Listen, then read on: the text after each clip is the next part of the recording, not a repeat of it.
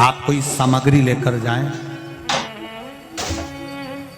या तो सामग्री में बेलपत्री डाल दें, और अगर बेलपत्री नहीं डालें तो उस बेलपत्री के केसे, उस सामग्री के केसे भी 3 हिस्से कर दें।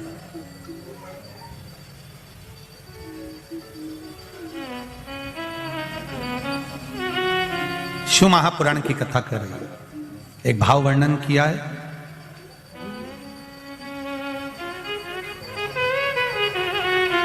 जब केवल एक ही तरह का प्रसाद एक ही पात्र में हम भगवान के शंकर जी के सामने रखे और उसमें हमने बेलपत्री नहीं रखी, या उसको हमने हाथ से 3 हिस्से नहीं करे, या थोड़ा सा भाग हमने अलग नहीं करा, तो उसमें महाराज भगवान शिव के जो गण हैं उनका हिस्सा हो जाता। पहला चंदेश्वर का, दूसरा चंदाशु का, तीसरा चंडाली का, चौथा विश्वसेन का, और 5वां चंड का हिस्सा उस प्रसाद में हो जाता। शिव महापुराण की कथा कर रही है, भगवान शंकर का चरित्र कह रहा है कि भगवान शिव के सामने जो भी हम भगवान के सामने प्रसाद रखें उसमें बेलपत्र अवश्य चढ़ना चाहिए, या थोड़ा सा भाग में अंतर कर देना चाहिए। जैसे आप भगवान शंकर के सामने रखें, आपने चिरौंजी रखी, चना रखा, चूरमा रखा, या कोई दही का पंचामृत रखा, उसमें भी आप एक बेलपत्र समर्पित कर सकते हैं। क्यों?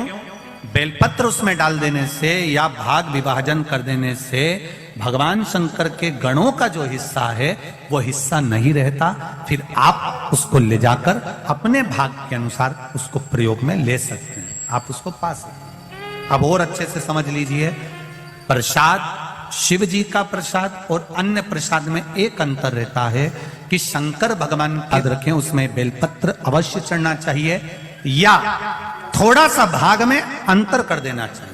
जैसे आप भगवान शंकर के सामने रखें, आपने चिरौंजी रखी, चना रखा, चूरमा रखा, या कोई दही का पंचामृत रखा, उसमें भी आप एक बेलपत्र समर्पित कर सकते हैं। क्यों?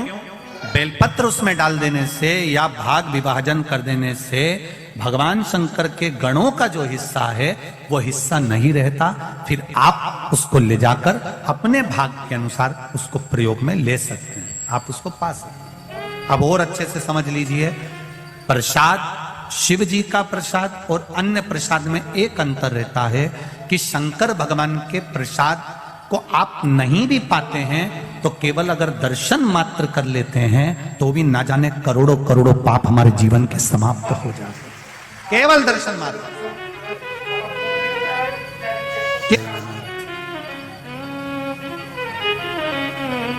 ओम नमः शिवाय। दोस्तों, जिस तरह आप श्री हरि के लिए जब आप भोग लगाते हैं या लड्डू गोपाल के लिए भोग लगाते हैं तो तुलसी दल का होना बहुत ज़रूरी है, ठीक उसी तरह से अगर आप बेलपत्र शिव जी के सामने जो भी भोग लगाएं, जो भी भोग की सामग्री लगाएंगे उसमें अगर बेलपत्र चढ़ाते हैं तो प्रभु ज़रूर स्वीकार करते हैं, साथ ही साथ उनके हिस्से में भी वो बट जाता है। जितने लोगों में जो शिवगण हैं उनमें वो हिस्सा बट जाता है और सभी को वो भोग सामग्री जो है वितरित हो जाती है।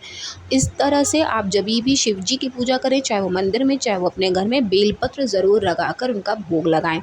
और जो जलाभिषेक आप करते हैं तो थोड़ा सा जल घर लेकर आएँ, चाहे तो आप उसको नेत्रों में लगाकर पूरे घर में छिड़काव भी कर सकते हैं, वो भी उचित है। और इसी के साथ साथ अगर आप आचमन करते हैं तो वो भी उचित है, क्योंकि जो भी प्रभु हैं वो कभी हमारा विनाश नहीं करते। अगर हमसे कुछ पूजा पाठ में गलती नहीं होती तो वो हमारा कभी विनाश नहीं करते। आप जितनी भी कथा अगर पढ़ेंगे आपको पता चलेगा ये कि जो है उस महापुराण में ये लिखा हुआ है कि अगर नैवेद्य है या जो भी जल है शिवलिंग का वो आप उसको ग्रहण कर सकते हैं। ठीक है, तो आई होप कि आपके लिए वीडियो बहुत यूज़फुल होगी। वीडियो अगर आपको अच्छी लगी तो प्लीज़ चैनल को सब्सक्राइब कीजिएगा, साथ ही वीडियो को लाइक और शेयर करना ना भूलें, ताकि हम आपके लिए हमेशा ऐसी ही जानकारी वाली वीडियोज़ लेकर आते रहेंगे। मिलेंगे नेक्स्ट वीडियो में, तब तक के लिए ओम नमः शिवाय, जय माता दी।